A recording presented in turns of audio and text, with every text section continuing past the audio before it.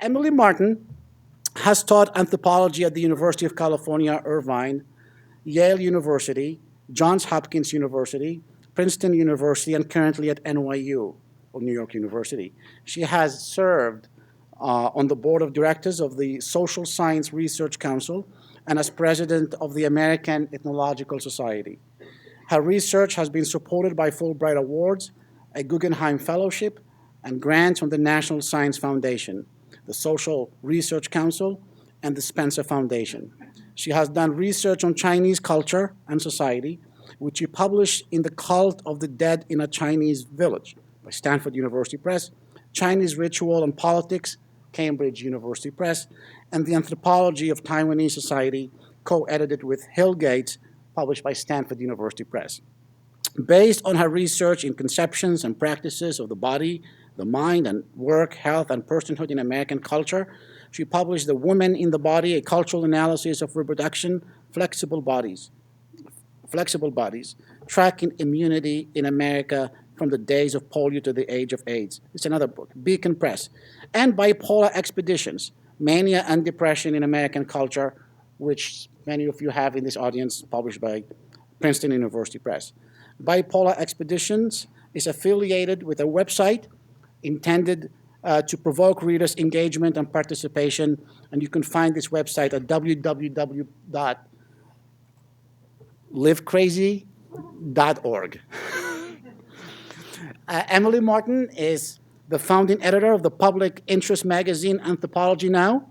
You can find it online too at www.anthronow.com, sponsored by the American Ethnological Association, funded in part by the Wenna Grant Foundation, and published by Paradigm Publishers. With Louis Sass and Elizabeth Lumbeck, Martin co-organizes the regional seminar, the Picenses Project, if I'm spelling it correctly, and if I'm pronouncing it correctly, and the Mind and Brain as understood. The Picenses Project brings clinicians into dialogue with academics around common interests in mind and brain, as understood by disciplines such as psychology, psychiatry, psychopharmacology in cultural and historical context. Please help me in welcoming Professor Emily Martin to this audience.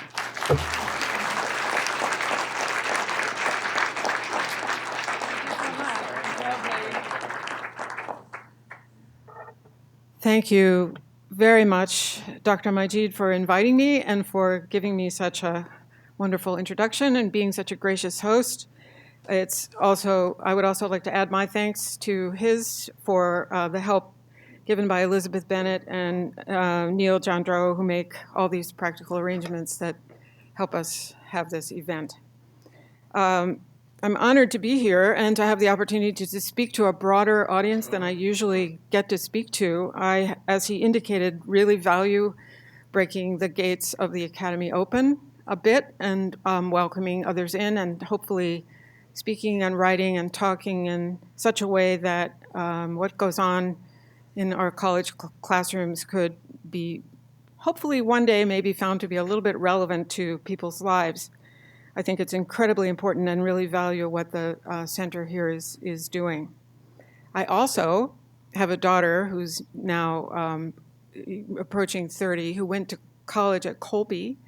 And so I really treasure Portland and the whole state of Maine, because we had so many wonderful times here celebrating birthdays and graduations and going on hikes and every other kind of thing, spending vacations in the summer. So it's a pure delight to be back here. I hope you've come this evening out of some interest in how, and curiosity in the question of how our knowledge about mental states, especially those that are considered to be abnormal, is produced. So I take it as a question from the start: what is that knowledge that we come to have or look up on the web or hear from doctors about mental states? And what gives certain kinds of knowledge about our mental states authority? Why do we believe this account and don't believe that account? Why do we behave according to this recommendation or suggestion and not according to that one? And I'm going to be focusing on mood disorders, which is one of the major categories of mental disorders, in the world of such things, especially bipolar disorder. And my interest is, as an anthropologist, is in looking at the relationship between mood disorders, bipolar disorders, as it's now called. It used to be called manic depression or manic depressive disorder, illness. The relationship between this category of the mind and American culture, which is a very specific, historically specific phenomenon, right? We live in a particular place with a particular history, with a certain set of values, and not that we all agree, but there's a certain framework within which we debate questions of life and death. So I'm trying to bridge the one thing, the historical foundation of American culture, and the other, the medical and more broadly speaking, not just medical, but many other realms try to characterize what this strange thing called a mood disorder is like. And so, to begin with a teaser, this is a story from about a year ago from the Chicago Sun-Times, which claims and attests to a serious, impressive study that Americans are more likely to develop bipolar disorder than any other country in the world. Now, I hope that makes you wonder, well, who says so? What leads to this kind of statistical burgeoning of the diagnosis in the American context? And that's kind of the framework from which I began to do this research that I'll be talking about. And so just so that I know all of you come from many, many different kinds of walks of life. Some of you are in the medical world, some of you are not. Some of you have friends, relatives, colleagues, roommates who have been touched by mood disorders. Some of you do not. I want to make it clear what my talk is based on, because I'm a real empiricist. I don't just make stuff up. I go out there and I try to find out what's going on. And that's what I'm reflecting, not my opinion necessarily, but what I find to be the case. So I want you to see the places where I went in trying to track an understanding of the American cultural situation and bipolar disorder.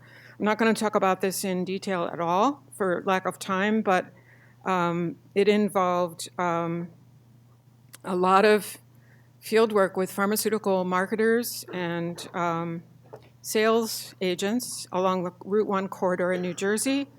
Endless attending of support groups for people with bipolar disorder. And here I have to tell you that before I started this research, I got this diagnosis myself. And so when I started the ethnography, which is basically like, you could think of primatology. Ethnography is really like a primatologist going into the rainforest and trying to study the monkeys, only in this case, the objects of the study are just folks like, you, me, regular people, and you hang out. It's called deep hanging out. You hang out not for a day, but for a really long period of time. You don't necessarily interview, but you listen really carefully to what's going on, and you try to observe patterns, themes that repeat in the different contexts that you can get access to. And so in the support groups, which were only accessible to those with such a diagnosis, I could be there because I had the diagnosis. And I would always say, I'm also a researcher, I'm an anthropologist, and I'm doing a study. Is it okay if I'm here? Because it's a really important ethical issue. And all of the groups that I went to said, they sort of paused for a moment, and then they said, well, I guess we all wear more than one hat, and I guess you wear two hats. One, you have this diagnosis, and another, you're an anthropologist, so it's okay. So I was able to do that very, very important part of the field work. And then also, I was allowed to be in a university psychiatry department with the status there of a medical student. I could sit in rounds of various kinds and analytic case conferences. And I will say a little bit about this later. I also went to places where pharmaceutical industry employees were being trained to be good employees. And you would think, well, what has that got to do with mood disorders? But you will see, I promise you, by the end. Okay, so what's the project? I feel it's important to not only say where I get the data, but what the project is, because there's so many different ways that something like bipolar disorder could be talked about. I'm interested in a landscape of meaning situated in a particular cultural history. There's a phrase, imagined communities, that comes from Benedict Anderson's attempt to understand nation states, and especially emerging nation states. And this means not what communities such as nation states are, in fact, but what they hope to be, what they aspire to be, what they might imagine themselves one day to be. And you can hear this aspiration in reports today from the Arab Spring, from Egypt, Libya, Syria, that there are aspirations that aren't achieved yet, but that are able to be articulated. And so I'm always trying to listen for that kind of, we can imagine it, but we're not there yet, or this is how things might be, even though my life doesn't match that imagined landscape. That's one thing. The second thing is, I'm not out to critique clinical practice. I have observed a lot of clinical practice situations, but I'm really not so much after critiquing it than to open up different questions than the ones that are addressed in medical school that might be useful in clinical settings, that might open up things that could be profitable for the doctor-patient relationship. And I am therefore starting really from the opposite end. If you think of mood disorder in a person with mood disorder, a person with bipolar as a diagnosis, sitting in a psychiatrist's office being dealt with in a clinical setting, that's the opposite end from where I start. I'm starting in somebody's home or in a support group where the person goes on a Saturday morning, or in a workplace setting where they're having trouble because of their volatile moods. So I'm starting from the opposite end and trying to bridge from those everyday situations over to something that might be useful for a clinician. I've come up with this phrase, living under the description of bipolar disorder, as a way of dealing with the question which I get all the time: is bipolar disorder biological? Is it a biological condition, or is it culturally constructed? Now, those of you who are in the academy know about this cultural construction thing. My opinion, my opinion about this is that everything human is both biological and culturally constructed, and that it is probably a fool's errand to try to tease the two apart in any definitive way. So the phrase is meant to treat to resist the apparent necessity of such a choice, is it this or that, to reject the choice, and to say that both sides of this apparent dichotomy are real, both are material, both are symbolic, and both are filled with the ability or desire to imagine a world.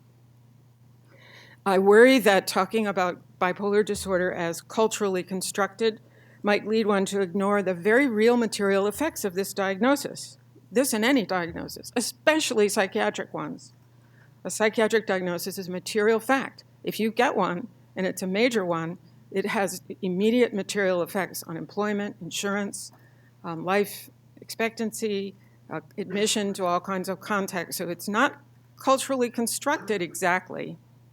Do you understand what I'm saying? It's real, it's material, it has effects. And that's what the phrase is meant to acknowledge. The other thing it's meant to acknowledge is that under the description, if I had a tree here, I don't, but if I did, and I asked you to describe the tree, if I asked 3 people to describe the tree, the 3 descriptions would probably be 3 different things. One might talk about the leaves, another the bark, another the roots, another the flowers. So a person, a thing, an entity can be described in many, many different ways. So I'm trying to say the person with the diagnosis, bipolar disorder, that's one description among many. And that's what I want to try to help us keep in mind. And to do that, we have to put this diagnosis, which seems all-encompassing. It's like if you have a relative or you yourself or a friend who gets this diagnosis, it's like they move from normal to abnormal and their whole being goes with it. No, this is just crazy. Speaking of crazy, that's crazy. It's just crazy. No, it's one description. It captures one element of the person, not the whole person. And so it's incredibly important to keep in mind that although that's a very powerful move, it's very, has a great deal of material effects, it is not the only thing that the person is. And in order to see that, we have to put that description, bipolar disorder, in a larger cultural and historical context. So I'm going to give you 3 little examples to start us off to give you an idea of what kind of thing I mean by that. This is the first one. This is from New York Magazine. This was the magazine issue that claimed that, well, basically all New Yorkers are bipolar. Because, why is that? Well, because we don't sleep, we're always active, we do 10 things at once, we have 3 different jobs, we're rushing around like crazy people, we walk really fast, our eyes dart like this. And actually, it's kind of true in a way. If you've probably all been to New York, but if you've been away from New York and then you go back there, you're like, it is like manic. And so what they're picking up in the magazine is not nothing. It's something. It's what I would call it is a style. It's learned. When you first go to New York, your legs hurt like you would not believe because you're pounding the pavement. You're walking faster than you've ever walked in your life. And before long, you're used to that. And you just, like everybody else, you just stride down the sidewalk, like at 15 miles an hour or something like that. And you don't even think about it anymore. You learn it. It's a learned style. And so I would just as a hint, like to say that a style is a style. It can be learned, it can be unlearned, it can be profitable, it can be unprofitable. It is not the core of your being. So part of this bipolar thing is style. Just remember that. Style is like what you wear. You can take it off, you can put it on, okay? It doesn't mean that you are a bipolar thing. And this is my main message. It means you have elements of your personality and behavior that are captured by this description. The second example is, this is from the Saturday Evening Post. This is Ted Turner, of course. And on the left, you see him as a sober, careful, judicious CEO behind the podium. And on the right, there's the manic grin. He's, at the helm of a yacht running a race, and you see the 2 sides of him. He is said to be living under the description of bipolar disorder, although when I first said that in print many years ago, I got a call from his publicist who said, you better retract that or you're going to have a lawsuit in your hands, which I thought was very interesting on many different accounts. So maybe he is or maybe he isn't, but it's frequently said that he is. It's also interesting that if you can read the caption, can you read the caption? The caption says that after the Wall Street Journal profiled him as bipolar, which they did, his competitors took note that he was not taking his lithium. And what that meant was that, what? What does it mean when a bipolar person's not taking their lithium anymore? And in your Ted Turner, it means watch out. The next CNN, the next something big, the next big idea, the next creative thing is going to mushroom out of this man's crazy mind. Crazy but creative, right? So it's tapping into this feeling that there's some huge resource there that we better worry about. Okay, my third little example. How many of you have watched Homeland? Oh, not too many. Oh, poor Showtime. Oh, wow. Well, you have to subscribe to Showtime. I understand. It's, like not at the top of the list for, unless you're, a popular culture freak like I am. But I recommend it, however, when it comes out on DVD or Netflix or something. It's about... the actress that you see there is Claire Danes, and she plays a CIA agent who's on the track of a really threatening terrorist event that hasn't happened yet. And the man in this picture is her former boss, Saul Berenson. And the reason I'm bringing it up is because she is revealed in the program to be bipolar. And this is a big plot element because on the 11th episode of the 12, there are only 12 in the series, the 11th episode of the 12, she's not only revealed to be bipolar, but she has an incredible manic episode. And she gathers together all of the bits and pieces of data concerning this impending terrorist event and color codes them with magic markers, with highlighters, red, green, pink, purple, blue. And it's just an incredible chaotic mess on her living room floor. Just floods of paper, all different colors, magic marker, different colors. And she ends up in the hospital because it's just complete chaos. And so she's bipolar, she's created complete chaos, everything's color-coded. And then her old boss, Saul, the gentleman there in the picture, has this thought, he sort of has this thought that any of you might have, maybe she's not really crazy. Maybe something's going on here that we could learn from. And so he simply gathers together all the bits of paper according to color. He puts the pinks with the pinks, the purples with the purple, da-da-da-da, tacks it up on the bulletin board as you see in this picture, and lo and behold, she has revealed a timeline, which reveals the whole entire complexity of the plot and therefore what is going to happen next. And I can't tell you what happens because they cut it off before, obviously before the end so we'll tune in next time. But it's a very interesting depiction of bipolar disorder. A very powerful link is being made between creativity. She saw something that was almost impossible to see in the massive data, which didn't reveal itself. And at the same time, she was so disordered in her behavior that she had to be thrown in the hospital. And she eventually was given ECT. So the link here in all of these three cases I'm giving you as beginning tidbits is between some kind of disordered mood, something wrong with your mood sequence, cycle, range, and creativity and success. It works and it doesn't work. It works and it doesn't work. It's great and it's horrible. So how can those things go together? And that's the puzzle that I tried to sort out in this research. Okay, so the talk is in 4 parts, and I think it will be over I've been talking now for 10 minutes. I think it will be over in 30 more minutes, so you can kind of gauge your attention. The first part is a link between motivation and mood. Now, mood, okay, what comes to mind when you think of a mood? Oh, he's in a mood. Bad mood, good mood. I don't know, just think that. Think for a moment in that space. Now think what comes to mind when you think of motivation. It's quite different, isn't it? It's really a different, those are the 4 parts. A different set of associations go with motivation than with mood.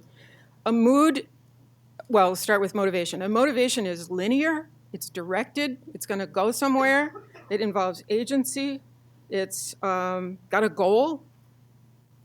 Okay? A mood is more likely to be mercurial, shifting, fluctuating, drifting, comes and goes, wafts in and out, moves all over the place. So what are the two doing together? And how are they together? Well, let me show you the official account. This is from the DSM, the Diagnostic and Statistical Manual, which is the huge book that every doctor has on his or her desk, which has in it the criteria for diagnosing patients with one mental disorder or another. And it's a very powerful book because every diagnosis is associated with a number. And if you come under one of these descriptions and you go to a doctor and the doctor wants to give you a prescription that you hope to get paid back from your insurance for, you have to have a number from the DSM. It's that legally binding. You don't have a number, you won't get repaid from your insurance, from the pharmaceutical benefit. So it's very powerful, the categories in which people's behaviors have to be fitted. So here's the DSM. Under mania, it links these traits, which I would say are connected to motivation, continuous wakefulness, excessive involvement in pleasurable activities, increasingly goal-directed activity. And for depression, it's the opposite, lack of motivation, marked diminished interest or pleasure in almost all activities, and fatigue or loss of energy. So what is manic depression, bipolar disorder, mania and depression? Is it a bundle of moods or a bundle of motivations? It's actually a combination of both.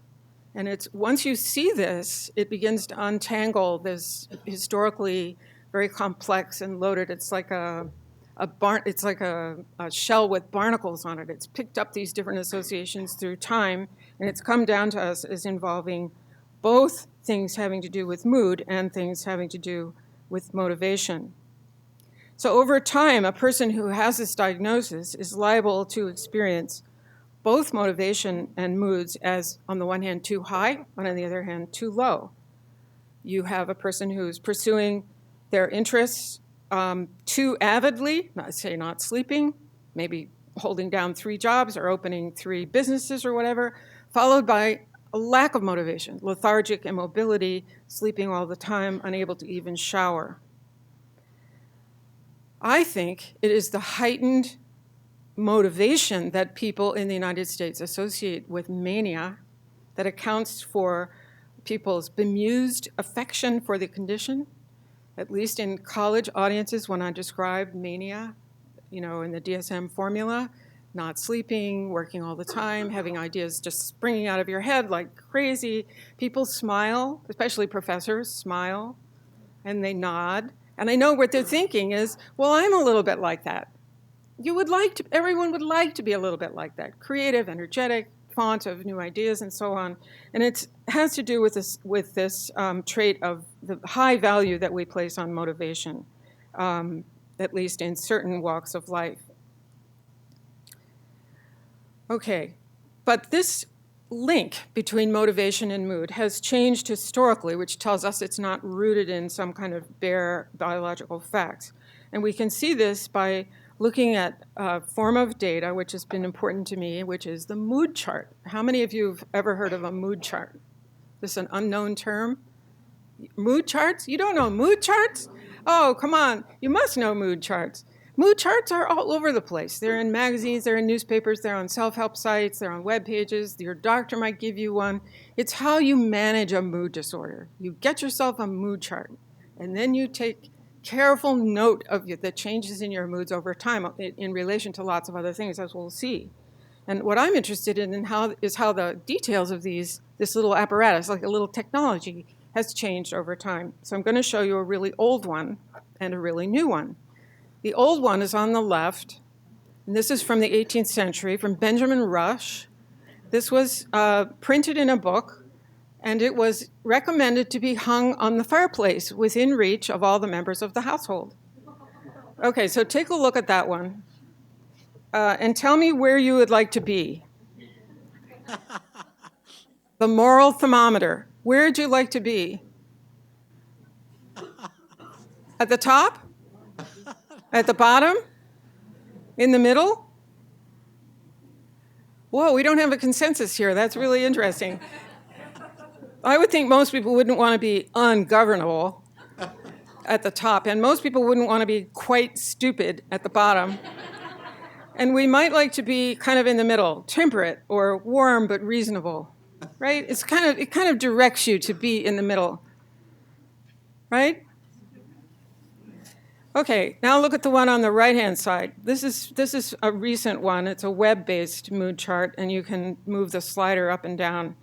But when I've asked people where they would like to be on this one, although normal is in the middle, if you can see that on the right-hand side, at the bottom of the slider on the right of the two is extremely active, and everybody says, oh, I want to be there. Extremely active, that's good. I definitely want to be there. That means, productive, creative, generating ideas, generating productivity, doing stuff. That's definitely where I want to be. At least in my work life, my college students, brag, tell stories, apocryphal or not, about not sleeping, about being up all night, about taking more courses than they're supposed to, about using stimulants to keep themselves up on the edge, to getting them from their friends if they don't have a prescription. It's undergraduate life is a culture of the hyper, To be hyper is to be kind of normal now. And at least in my New York environment, I have to bear that in mind, that it is New York. But still, do you get the point of the contrast? Okay. Now I want to look at this from another point of view, from the point of view of the workplace. This is a public health poster, and it was to increase awareness of depression, because of course that's a diagnosis that people had to be educated that it existed, so that those who were afflicted by this really terrible condition could get help. And you see in the picture, it's a workplace, a sort of open workplace. I don't know if you can make it out, but there's several figures who are made of plaster. They're made of white plaster. Those are the depressed people, right? They're immobile. They cannot move. They are not able to work. They are depressed. So there's this, in many other cases, a very strong association between depression and being unproductive. On the other end of things, to be manic is to be highly and creatively productive. The left-hand image is an ad for Netscape, when Netscape still existed, but I still use this ad because it's so perfect. It's pictures of a rave, a dance party with drugs involved, juxtaposed with the floor of the Wall Street, the trading floor. And it's all about being manic. It's all about, being hyper-energized and striving for something beyond the norm for success in one realm or the other. The picture on the right is from my Fieldwork. This is a company that is running worker training sessions, mostly for the pharmaceutical industry, but not only, in which is called, it's a mad, mad, mad, mad world. That's what the training is called. And I did this and also worked for them. And workers come and they're meant to undergo an experience of mania. And the idea is they'll undergo an experience of mania and then they'll carry that back to the workplace so that they can recreate it in the workplace and tap into the higher creativity and productive values of being manic. And how do you make somebody manic? Like you have a day, and you've got one day to create mania in a random group of people who've come from the New Jersey Route 1 corridor. Well, they have it down to a science. What they do is run a contest, kind of like a scavenge hunt, with a list of things that you can get points for. And you go out into the city, wherever you may be, and try to get these things and come back, and then there's a competition. But the things on the list are not like, I don't know, what would a scavenger hunt have? Like a Starbucks coffee cup or a broken chair, whatever, sort of random, odd, ordinary things. All of the things on the list are borderline illegal or embarrassing. As you see here, they borrowed a mannequin from a department store and brought it back, and they got mega points for that. Another big ticket item was a toilet. So how do you get a toilet from downtown Boston? Well, I'm here to tell you that some of the teams did it. A hotel employee's ID card. Everything that was on the list was somehow involved some breach of norm or breach of a rule. It was borderline, not quite illegal, not like jail-worthy, but scary. And when the groups came back, they were truly, by any standard, they were manic beyond belief. Shrieking, shouting, running around in circles, gesturing, so excited they could hardly stand it. And this was meant to be carried back to the workplace to benefit the productivity of the company. So the point of all this is that mania, as part of the bipolar condition, has escaped the clinic. It's out there in the world. It's operating, it's doing things, very interesting things in the ordinary world. And this is part of the reason why I showed you this first before showing you things you may have seen before, but I'm going to show you them again so you can kind of put it together with this. The innumerable, and I have many more than I'm going to show you, innumerable instances of creativity of a person who's creative, productive, interesting, and exciting who is also bipolar. The combination, the sort of mad genius combination is all over the place. So here are some examples.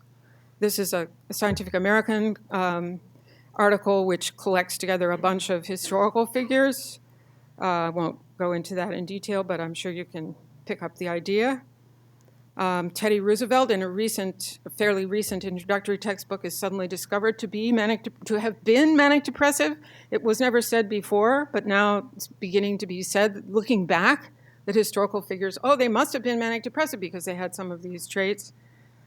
Robin Williams, very commonly a figure in this light. Richard Branson, another successful CEO. Steve Jobs, frequently associated with mania. Dov Charney, American Apparel. You have American Apparel up here. It's a sort of cutting edge LA kind of hip clothing company with this very manic style CEO. Ted Turner again, the corporealized spirit of the age, the man of the year by GQ. And very recently, manic depression has been called the CEO's disease. And there's more and more literature about, I would add college presidents actually, but there's more and more association between highly placed individuals in the corporate world and some of these traits. This is not to say that people really ought to be diagnosed and medicated. Do you understand? It's not that they are necessarily ought to be, institutionalized or medicated or anything, but it's that there's a style that's being associated with certain kinds of important behavioral capacities. And this is historically specific, I would say, a certain kind of creative productivity that's desired especially by high-tech industries that are, if you think about it, high-tech industries require constant creative innovation. They require a kind of drive to be able to constantly change and even anticipate change before it has happened. And the idea is that this style could help workers stay on the edge of new discoveries and be energetic enough to do this kind of thing. Of course, there's a cost to this. When my students brag about how they don't sleep and they take drugs to stay on the edge all the time, there's a cost to that, Can you really thrive as a person while not sleeping? Do you really learn that much from your classes while doing that kind of driven, energetic outpouring of energy? And in the corporate world, the demand to be constantly innovative and constantly changing in your ideas and your products has come along with the loss of permanent careers, the loss of jobs, the loss of many forms of social safety nets that allowed us to relax. Who can relax anymore? It's really remarkable. And the denial of financial crises and so on. So anyway, there's a dark side to these wonderful aspects of the manic style that I think is important to remember. The second part is back to the phenomenon of charting moods, because this is important. Because an anthropological question is how does any of these characteristics get taken up by people? How does anybody come to see themselves as bipolar or depressed or manic or anything? How does it happen that any of us would own any of these descriptions? How would we do that? And I think one of the ways this happens is through the very tiny, small technology of the mood chart, which is given to patients to take home. And once you've done mood charting for a while, you have oriented your life. It only takes 5 minutes, but during that 5 minutes, you've oriented your whole life around the category of bipolar disorder. You've noted your sleep, your medications, your activities, your moods, your relationships, your walking the dog. Everything is encompassed within the circle of this category, the mood disorder. So I've tried to pay close attention to them. This one is a very ordinary one. You can see it's rather complex, right? This is 1 month, and the days march down the middle from 1 to 31. And on the left-hand side is all devoted to medications, what you've taken, what you haven't taken. And on the right-hand side, it's work, productivity, mood, and relationships. When people reflect on their moods and fill out mood charts, I think their subjectivity is changed. And to give you some historical perspective on this, I want again to go back in time to the turn of the century when Emil Kraepelin, who first divided up mental disorders between schizophrenia and manic depressive illness, he called it, and made the great division between mental disorders was made by him around the turn of the century. And he had thousands of patients, and doctors kept mood charts on their patients back in this early time. And so people aren't filling them out themselves back then, but the doctors are filling them out anyway. And what's striking about this example of 4 different people's mood charts is that each one of these rectangular blocks is an entire lifetime. That's the moods of 4 different people over a lifetime. The red, obviously, is mania. The blues are depression. There's a little code for the hatch marks and so on. But it's a very compact rendering of moods over a lifetime. The time scale is condensed. And in spite of the fact that Kraepelin's view was that this was a progressive, downward-headed disease that would never get better ultimately, he had a very depressing view of manic depression. In spite of that, there's something that's not so depressing about his mood charts. Something that's different from the contemporary ones where you saw Amy's chart for 1 entire month. And that is that he himself, Kraepelin, described long, lucid intervals when patients were, quote, able to re-enter the family, employ themselves profitably, and return to their profession. And those are the spaces that are neither red nor blue. Lots of them, right? These are just 4. There are dozens in the book. When I showed this very slide to an audience at the University of Texas in Austin, a woman from the audience stood up at the questions, and she said, I am a person, she said after my lecture, living under the description of bipolar disorder. I'm from the community, she said. And she said, thank you for giving me the white spaces. I'm going to go home and just be in a white space. This meant a place where her moods were not disordered and she did not have to monitor them constantly on a daily basis when she could just be in a white space. And I think that's the difference. If the constant monitoring, constantly encompassing your whole life experience in relation to the category has an effect on the subjective experience. So now I'm going to show you a variety of, so just so you don't have to take my word for it, you can now see a variety of different forms these mood charts take. Here are some from pharmaceutical companies who have drugs they would like all of us to, not all of us, but many of us to buy, and they would like us to monitor our moods. And so, there's a couple more examples I forgot from Kraepelin, even more white spaces. Now here's iPrEx's mood chart on the web.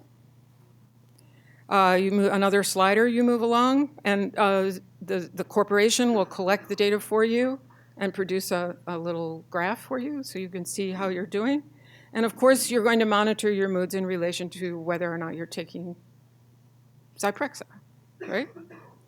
So there's the pharmaceutical industry. There's the government. This is from an NIMH study of mood disorders. This is a very complicated, almost impenetrable chart, but it's the same idea. I think you can see the drugs on the one side and the moods on the other and the day-by-day noting. And this one is my favorite. This is from an elementary school.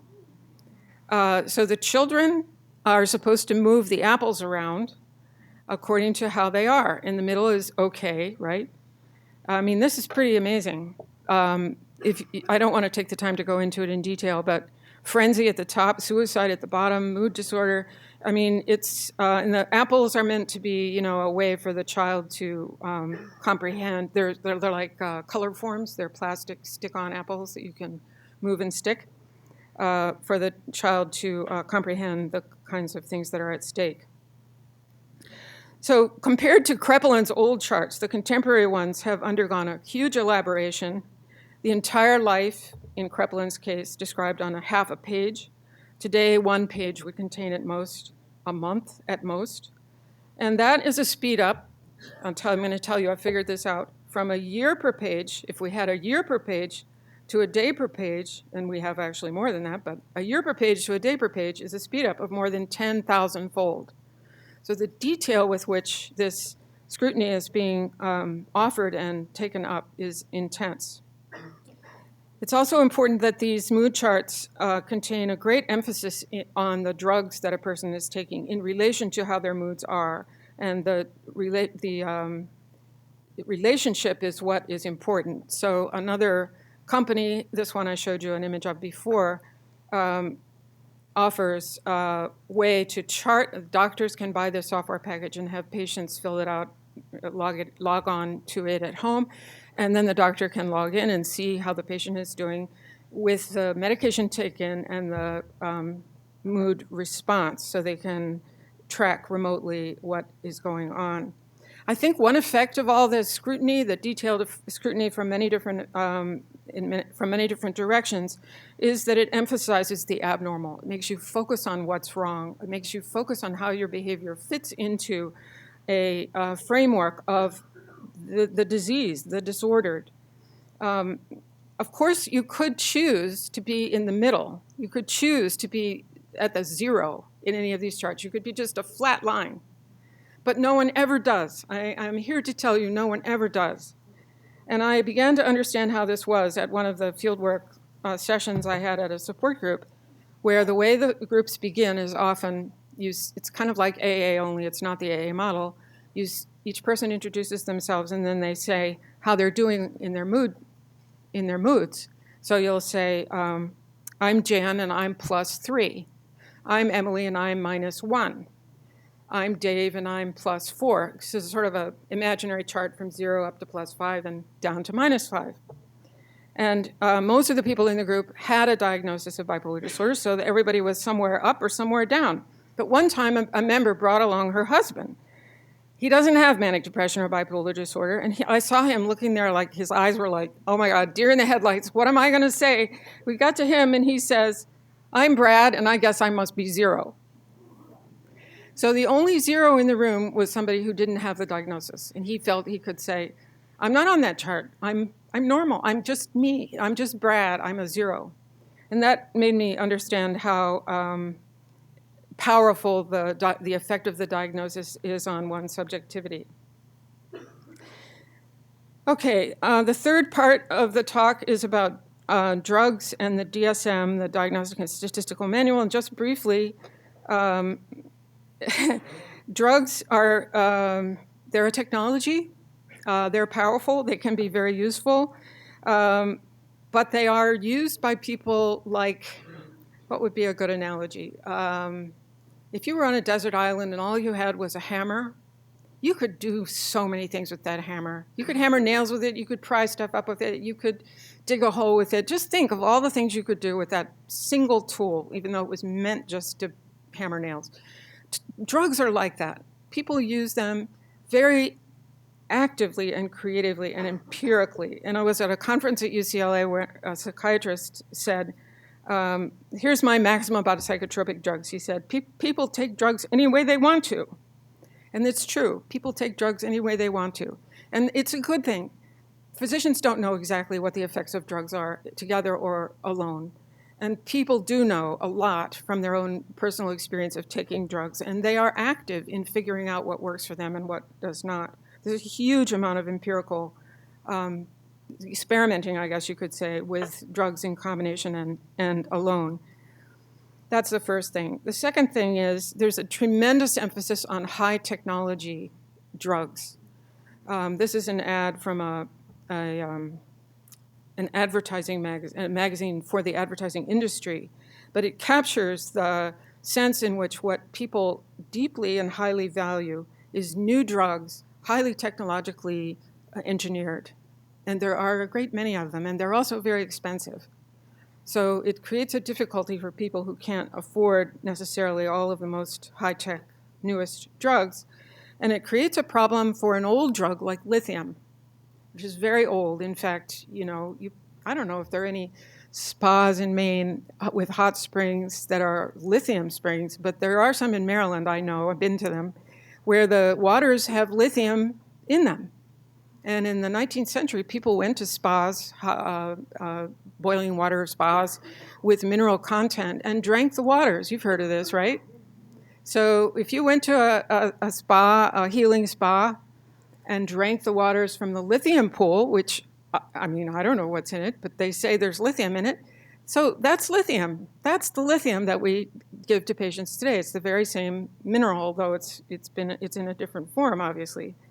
But patients strongly prefer the high-tech drugs over the old drugs. And this has important costs, not only material costs, but it has a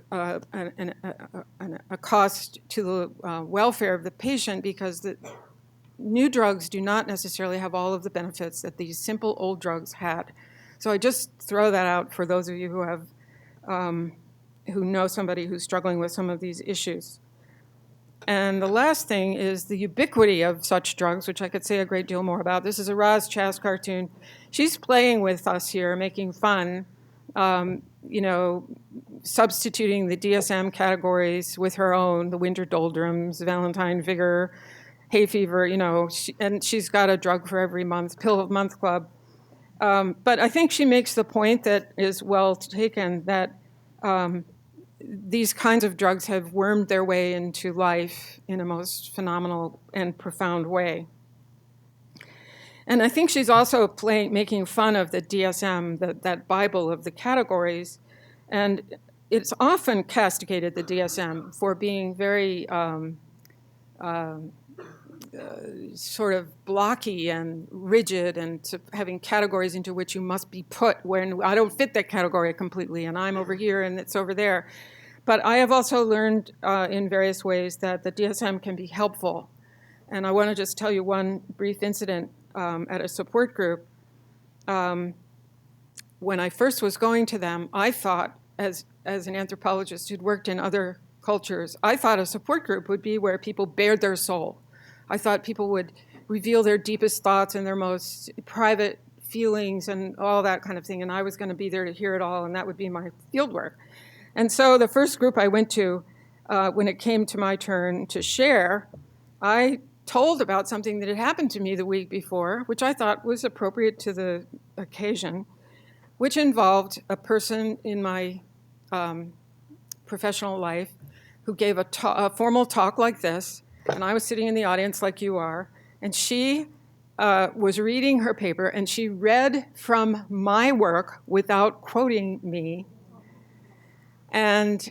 or acknowledging me in any way. And I had this feeling of unreality, like this can't be happening. It was a really profound, sort of a stomach-dropping sensation. And for the few days after that, I had a visual experience of my visual field, sort of like a movie screen. If you can imagine a movie screen rent down the middle, and behind was just black. So if that screen were rent down the middle and behind was just black. So for several days, I went around with this strange visual experience. Well, I thought, I drove. It was, I figured, well, this is kind of weird. But so I told the support group about this. Total dead silence followed. I thought, oh my God, what have I done? I thought that's what you're supposed to do here. And afterwards, they took me aside and they said, look, this is not what we do here. You never tell that kind of thing. You never, ever tell that kind of thing. And one guy took me into a gazebo in private, and he said, I'm an Amtrak engineer, and I have visions, not that one, but I have visions too. And you never tell about that. And so I understood then that the DSM categories, so what I was supposed to say is, I am bipolar too.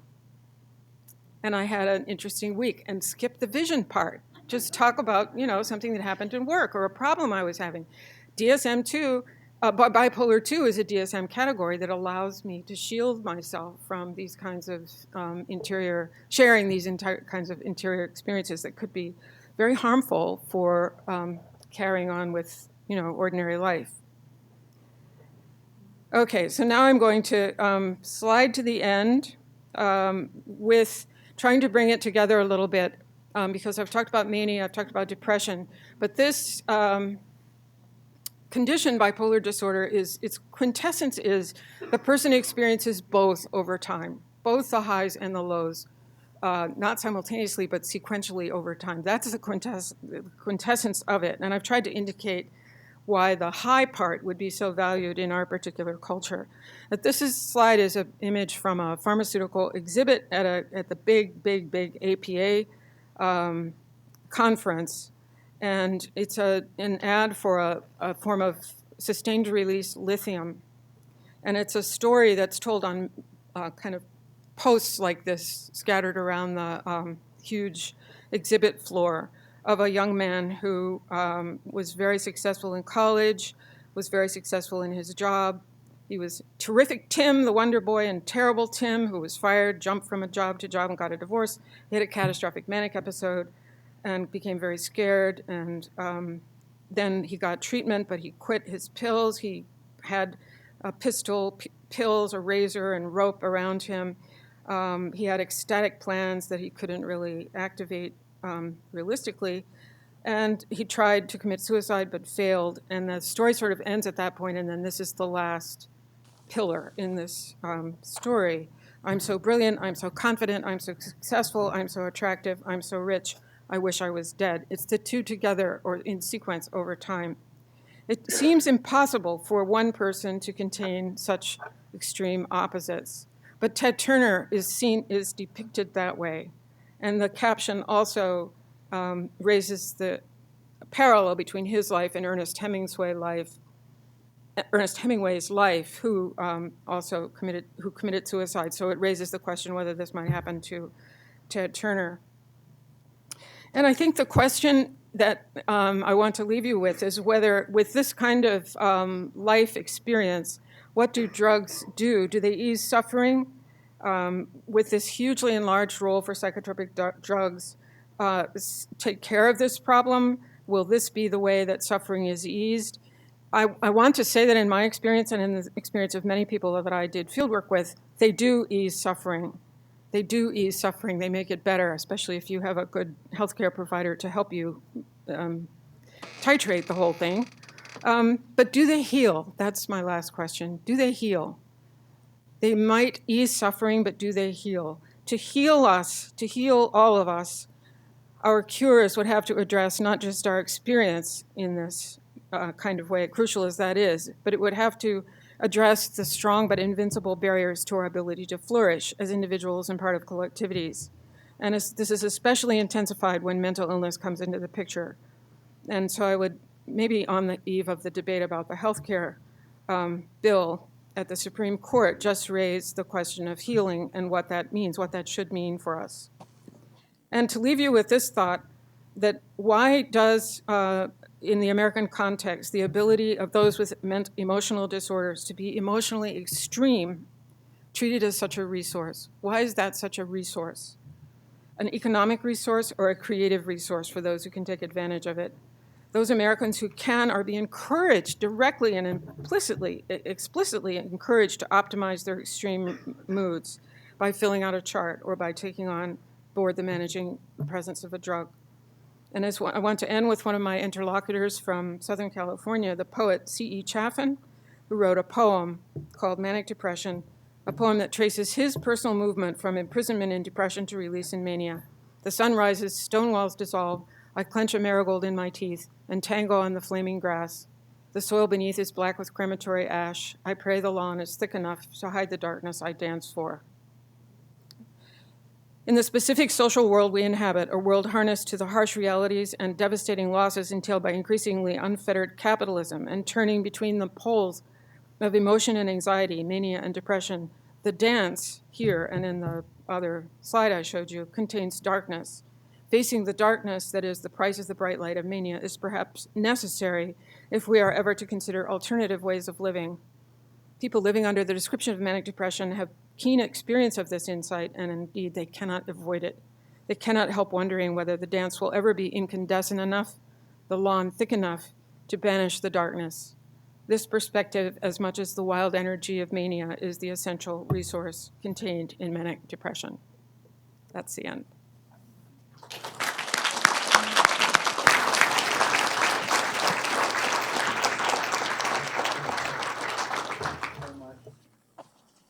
Thank you so much. Now we have the Q&A session begins.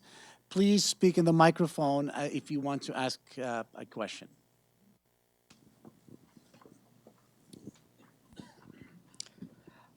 I was wondering how recently you did your research, and if you think the methods that you observed in your book are still being used right now, and how effective you think they are.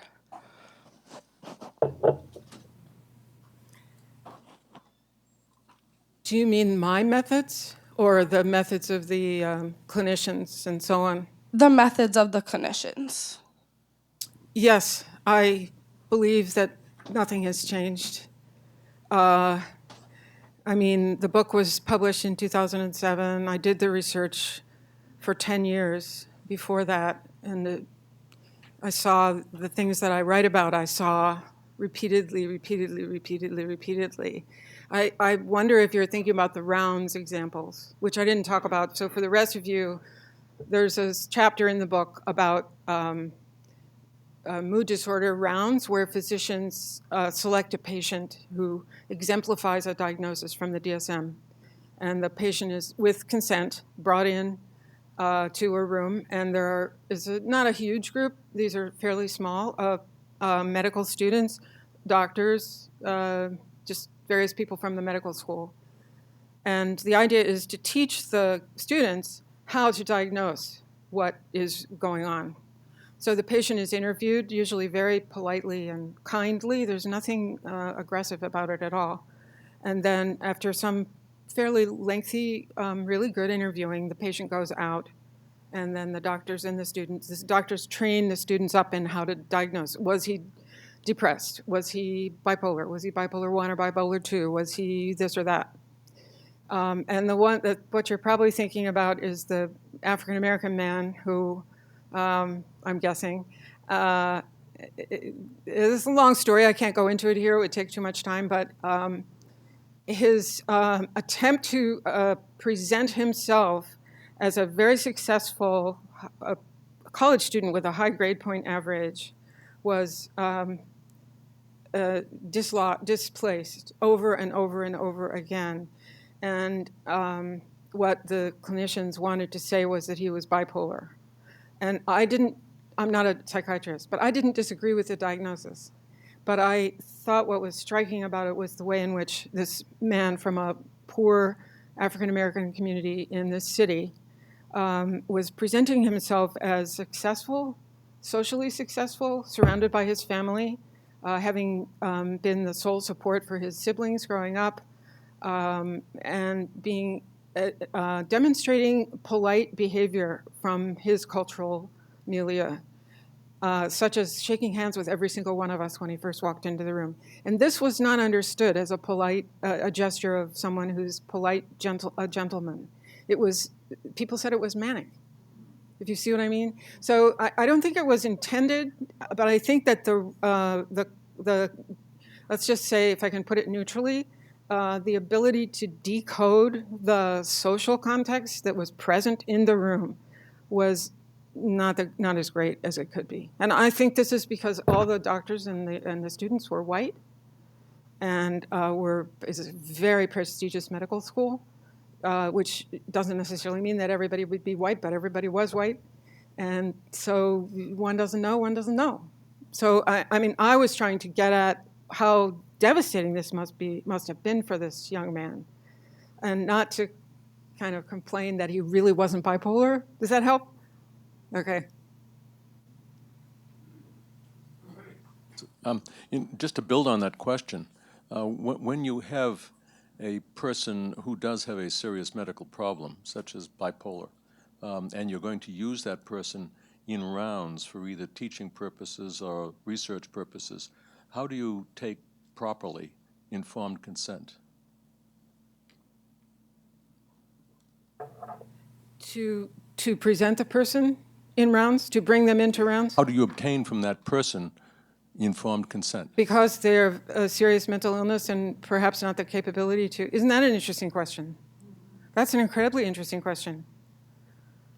I think my whole starting point with all of this is if the person with such a diagnosis really is not capable of rational behavior, if that's what it means, then they can't give consent, right? Not in the sense that we normally mean consent. So then how can they be presented in rounds? I think that's just a fabulous point. I don't know, actually, if there is assigned consent. I don't know. Does anybody know if people presented in rounds signing consent? I don't know. My guess, I can't really say that I know that this is true. My guess is if you are an inpatient, which all of these patients were, if you are an inpatient in a psychiatric ward, you've left your personhood at the door, sort of. No? Microphone, please. Microphone, just microphone. Treatment purposes, that's correct. Yeah. But not for educational purposes such as training other physicians to be, or for research purposes. There's a huge bright line there, and I was just wondering how you addressed it yourself in your own studies. Well, so you're asking me how I was able to be there? Oh, well, I thought you were asking me how the doctors got the patient in under the proper IRB kinds of approvals. I don't know the answer to that. Whatever they did, I never saw it. I was categorized as a medical student. So if the medical students could be there in the classroom setting, I could be there in the classroom setting. So I was not under any, which I found interesting. They were willing to let me be there under that description. It partly is not all medical schools are alike, and this one is very, it has its ways. It doesn't necessarily bother about a lot of rules. I knew enough people so that I was trustworthy in the sense that I was part of a social network. I was a professor at Hopkins this was at Hopkins. I was a professor there for almost 20 years. So I was kind of part of the environment, which probably made them feel like it was okay for me to be there.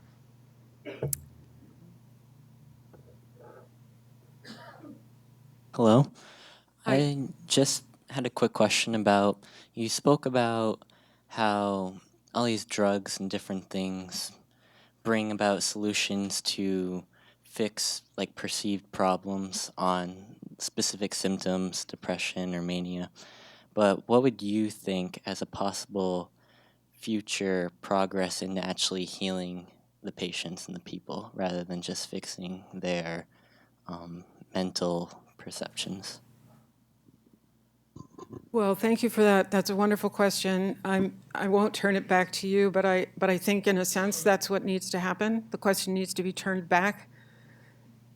It's a very important question. It needs to be taken up by collectives, by communities, by the people of Portland, by the people of Baltimore, by neighborhoods, by students in schools, and it needs to be discussed in depth.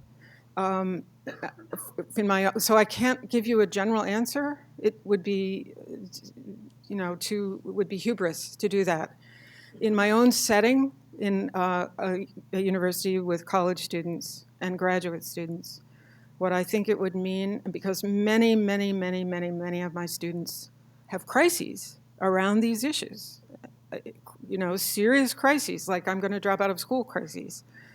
And medication is brought in right away, and sometimes it works and sometimes it doesn't. So what is the solution? Well, in that world, the solution might involve slowing things down. Why does everything have to go at breakneck speed? Can I do that as an individual? Not really. I'm caught in it also, producing, speed up. So how to slow it down? I don't know. I wish I could turn a crank like Charlie Chaplin and slow it down. But maybe the best I can do is to point out to the students who are in this environment where things move at such breakneck speed that that's part of the problem. It's not all them. It's not all their fault, their failing, their personality, their psyche. It's the environment in which they are having to function.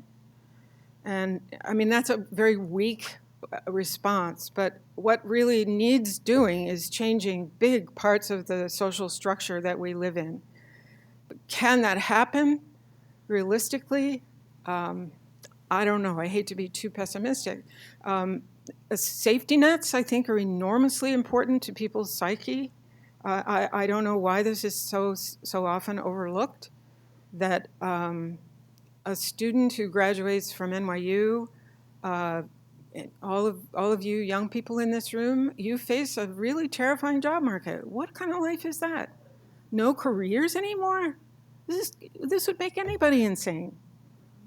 I just think it's these structural features that have led us to give up the idea of a pension, the idea of a career, the idea of a job that had continuity and that could be counted on, trusted on, rested on. Those are good things. They're not bad things, signs of failure to produce. So I work hard for workers' rights, for women's rights. I know this sounds very old-fashioned, but I think that's what is needed.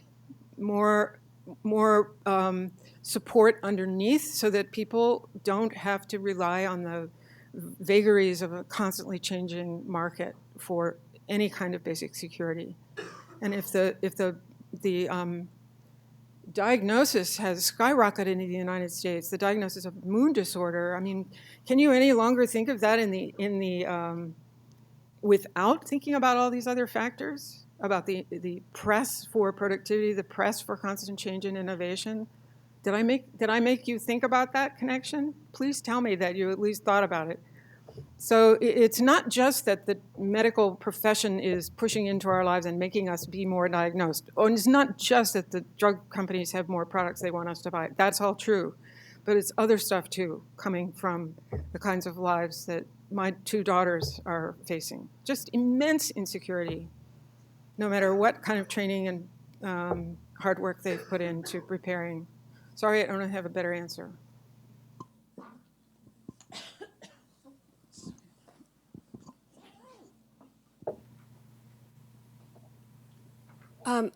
I struggled a little bit in the beginning of your talk when you spoke about the manic episode as being a creative resource.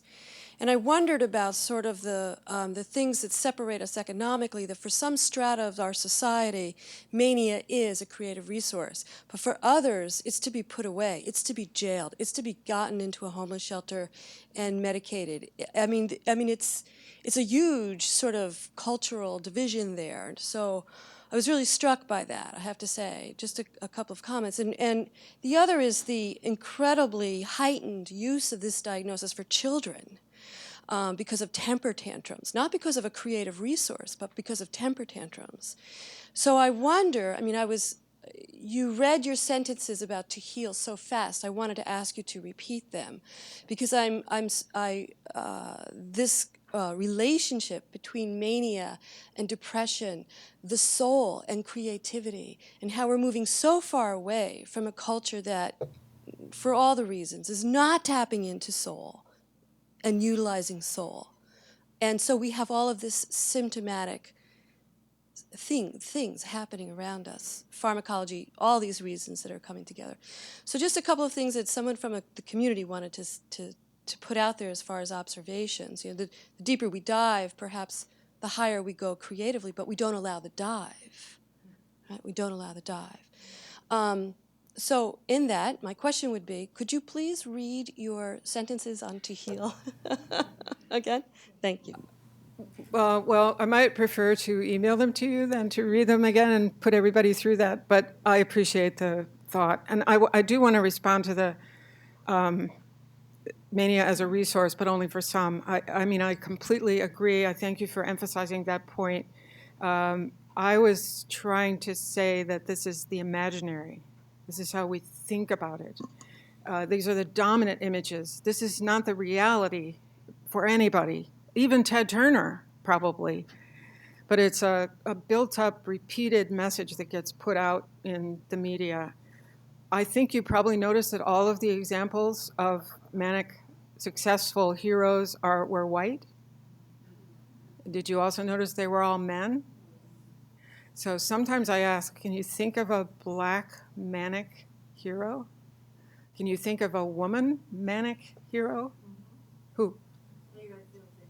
Oh my God, that's too perfect. But she's like the person who's promoted this whole thing so much, so that's really very funny.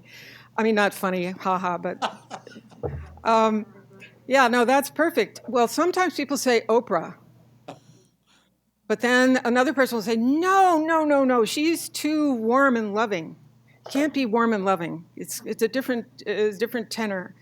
And then sometimes people say Martha Stewart. And then people say, no, she's too mechanical and hard. So it's sort of it's the combination of emotionally social energy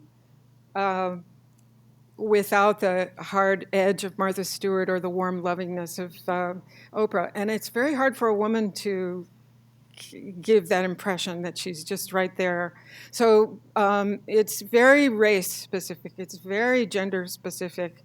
And it's also interesting in terms of the history of this, that back in the early 20th century, mood disorders were a female malady, and schizophrenia was a male malady. The female being mercurial and changeable sort of fit with the stereotype of a woman, and the schizophrenic sort of closed off, isolated, fit with the stereotype of a man. And now what's happened is that the valence has changed, and somehow men have been able to tap into an aspect of the bipolar imaginary. And please remember, I'm talking about an imaginary, not a real thing. And for anybody, it is, there's a certain way of, a certain point in all of this where you might be incredibly creative. It's not nothing, but try to optimize it. Get it when you need it, not when you don't need it. Get it just right, not too much, not too little. That's the fantasy. It's a fantasy that it can be optimized. So I hope that answers your question a little bit. It's and children, I think that the children thing is incredibly important. I haven't studied it. I would, if anybody is interested in studying it, I would suggest that it be looked at very carefully with respect to attention. I think that the bipolar diagnosis for children and the epidemic of attentional disorders are closely related because, well, it's a long story, and I haven't done research with kids, but it's incredibly important. And my college students, my gym instructor said, we used to have moods. One day we were up and one day we were down, and now we're all bipolar, he said. So it's moved from a kind of ordinary experience of moods going up and down to it's become much more rigidly encapsulated. But I'm trying to say it's not just the doctors and the pharmaceutical companies that are at work here. I had a question, and I was wondering, since you were diagnosed and you were doing your work before and after, so you were diagnosed kind of in the middle, I was wondering how it's affected the way you've looked at your work. Has it changed at all? That's a really sweet question. Thank you. Well, I will tell you that I really hesitated before putting that in the book, that I had the diagnosis, because of all the reasons you can well imagine, that it kind of undercuts your rationality. I teach underage children. Am I capable of being responsible for under the age of 18 or 21 children? What will my dean think? What will my colleagues think?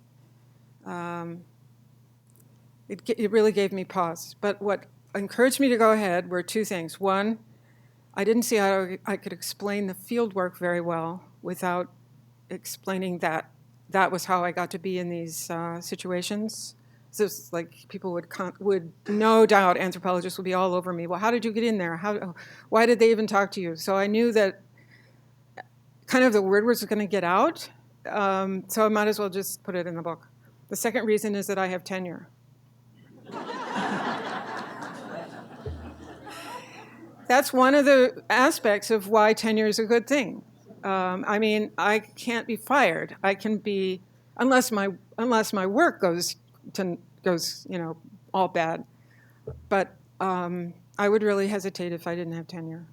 And I say in the book also that, and I'll say it here, that after a talk like this, sometimes people in the audience, if it's a student audience, will feel a climate has been created, or a context has been created where at last they can talk about what they've experienced. And I've had students stand up and say, well, I have the diagnosis of such and so. And, because of that possibility, I, after that, always say, please don't do that. Please wait. Talk to me if you want. And let me help you figure out what your situation is, because it can be very damaging. I mean, that's the reality. I wish it weren't so, but it is. So I have worried about it. I don't, of course, no one tells me. No one tells me, I look at you differently now. I don't really think you make sense. You're not able to, give a coherent argument. No one tells me. I do get very, well, I'm not going to try not to do it now, but I do get angry very quickly. And I, always, and I probably am injudicious in my remarks sometimes. Is that because I am diagnosed with bipolar disorder, or because I just have a hot temper and I, can't stand it when people say stupid stuff? I don't know. I mean, but now that I have said I have the diagnosis, people could easily be thinking, there that goes again. So I don't know. No one will tell me because of the stigma, this incredible stigma and the fear. It's like with race. If you're with an African-American person and you're not sure just how to handle it, you'll be quiet. You'll just be quiet. And so if you're with a person with bipolar disorder, and you're not quite sure how to handle it, you won't go there. And that's what happens. People don't go there. So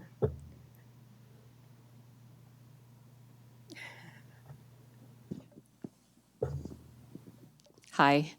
I wonder if you have studied other cultures and what have you noted traits within their culture as it relates to the incidence of their diagnosis of bipolar disorder, or how they might view it differently? Great question. I haven't done a comparable study to this in another culture, although there are anthropologists now who are working in different parts of the world to try to do exactly that, which I value tremendously. So it's kind of would be a long answer to deal with all of that. But however, I worked in China for my first foreign, exotic, long-term field work, and I often think back to those times. That was in the 70s and 80s, and I wasn't thinking about these problems then, but there were the villages where I lived were very active with extrasensory experiences of all different kinds. People went into trance fairly frequently, visited the underworld, gods possessed people. So they had a wide variety of different kinds of states of being that were part of everyday life. And that were, because they lived in a world that was this world we see around us, the everyday world, and then the world of the dead, the world of the gods, the world of the spirits, just all kinds of, and this is the norm around most of the world. And so I often think, well, what would happen if and when, and maybe it has by now, this kind of diagnosis entered that scene? I mean, that's an interesting question. If I had my sort of vision experience and were a member of that community, maybe it would have meant something comprehensible. readily comprehensible. There was a woman in the village who was said to be crazy in the local term. There's a local term for being crazy. And he said it came and went with the seasons. And when the rice seedlings were sprouting, that's when she went crazy. But everyone knew that as soon as the seedlings were transplanted into the fields, it would be over with. And then she was fine, like the white spaces. So she was only a problem for part of the year, and they had a way of handling it. And then she was fine. So that's a very different kind of way of handling a perturbation. I had one more thing. I have a colleague at Princeton, Gananath Obiasekara, who's from Sri Lanka. And when I was at Princeton for many years, I sometimes be moping around the department, depressed, looking like, death warmed over. He is a Buddhist, and he would take me aside and say, if you were a Buddhist, you would be gaining merit because your state is one of withdrawal from the world, and that is the goal of Buddhist practice. So he'd try to get me to see it as virtuous or, full. I couldn't do it. I mean, I'm not sure that Buddhist practice and depression are quite comparable, but there was a way in which he gave me another language, at least, for thinking about it. I think this is an enormously productive cross-cultural, really deep cross-cultural exploration of the different kinds of meanings that these experiences can have. Not finding bipolar disorder in China, but finding out how Chinese communities handle, mood perturbations or unusual experiences. We have one more question. I wanted to go back to what you said about things having sped up. In the service of full disclosure, I'm a clinical psychologist, but I grew up with a father who was diagnosed as manic depressive psychotic. I mean, he was given the diagnosis of manic depressive psychosis in, I think, 1935, when there were no medications. And I'm sure that there were some biological precursors in his family, perhaps, although that wasn't really clear. But when he became fully manic, he had a job, he was a pharmacist, where 4 telephones were ringing all day long, where nurses were coming from doctor's offices in the building. Just, I think when he began preaching from this little balcony in the pharmacy where he filled prescriptions, I think they hired 3 people to replace him. And he had a lot of white spaces, but he also had 13 rather long hospitalizations because there were no medications, not even lithium, during his lifetime. So I wanted to just say that there do seem to be pressures that trigger the manic illness. I think he was 39. So he had lived all that time, had had his own drugstore, lost it during the Depression, and that was probably the first onslaught on his, equilibrium. But he still managed to be non-bipolar for at least 5 years after that and work productively as a pharmacist. So, and a footnote on Kay Redfield Jameson, I had occasion to look up her CV, and it's 25 pages long, single-spaced, talking about productivity and how much she has made out of her. But her book certainly says how important it was for her, at least, to stay on lithium and saved her life. So I just wanted to make that comment from personal experience. I see what you're saying about slowing down. Thank you. That's a lovely story. Thank you so much, Emily. Thank you so much, Freddie Bank. Thank you.